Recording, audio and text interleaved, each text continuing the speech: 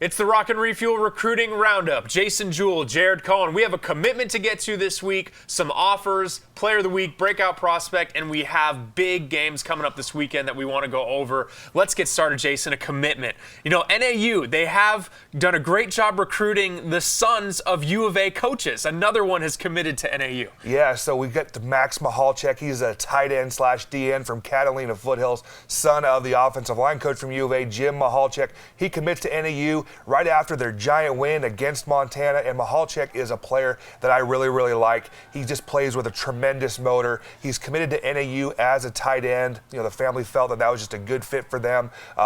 NAU likes to play with a lot of tight ends, and that's who's going to go up and play for the Lumberjacks. NAU has done a great job recruiting Arizona, and it hasn't just been the Valley. They've done a great job in Tucson the last couple of years as well, so a big commitment for them. Offers to get to now, Jason, and there was quite a few of them. The first offer at all for Kenny Churchwell, the big-time safety out of Mountain Point. Yeah, he's a 2018 prospect, just a junior, long prospect guy that I really, really liked on tape. He got his first offer. It comes from the University of Arizona, and U of A has done a good job, extending early offers to those guys, to the talented players in the state of Arizona. And this is just the first of many offers for Churchwell, who I said I really, really like. Daniel Callender over at Yuma Catholic, that's a guy we've been talking about a lot over the course of this season. He got his biggest offer to date. Yeah, his offer prior was South Dakota State. Now he gets a Big Ten offer. It comes from Illinois. This is a kid, he's 6'6", 220 pounds, has the raw skills to be a high-level prospect. And you look at the productivity so far this season, 19.5 sacks so far this year, Jared.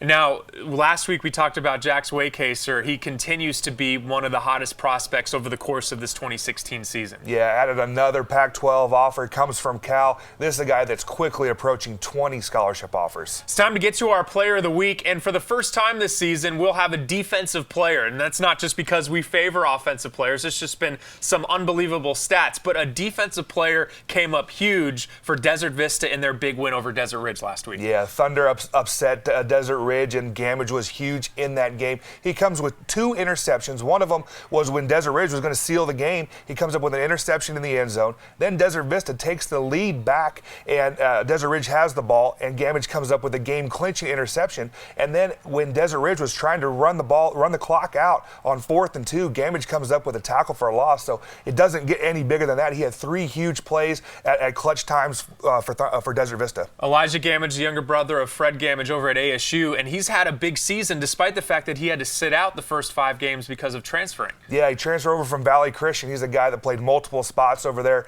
at Valley Christian. He played quarterback, wide receiver, running back, defensive back, was a return man. Looks like he's settled in as a defensive back for Desert Vista. And staying with Desert Vista because they're coming off their biggest win to date, a big one over Desert Ridge, like you mentioned. Our breakout prospect is a Thunder as well. Yeah, so 2018 tight end / DN James Stagg. I've talked to their defensive line coach, Derek Kennard, who's coached multiple big-time players. He thinks that this kid will be a BCS-level player, and so do I. You look at him, he's 6'5", 225 pounds right now. He's got a big, long frame, so he's gonna be bigger down the road. Could play defensive end, but I think his future as a tight end, those big kids, tight ends are hard to find. And right now he's got some early interest from the local ASU and U of A. Nebraska's shown some interest in him, so doesn't have an offer yet, but he will before it's all said and done. That's Jason Jewell. I'm Jared Cohen. Hey, go check out some high school games this weekend. Final week of the regular season, some big-time rivalries, Chandler Hamilton, Williamsfield Queen Creek. That just names a couple of them. Go check out some awesome football. Again, that's Jason. I'm Jared. It's the Rock and Refuel Recruiting Roundup.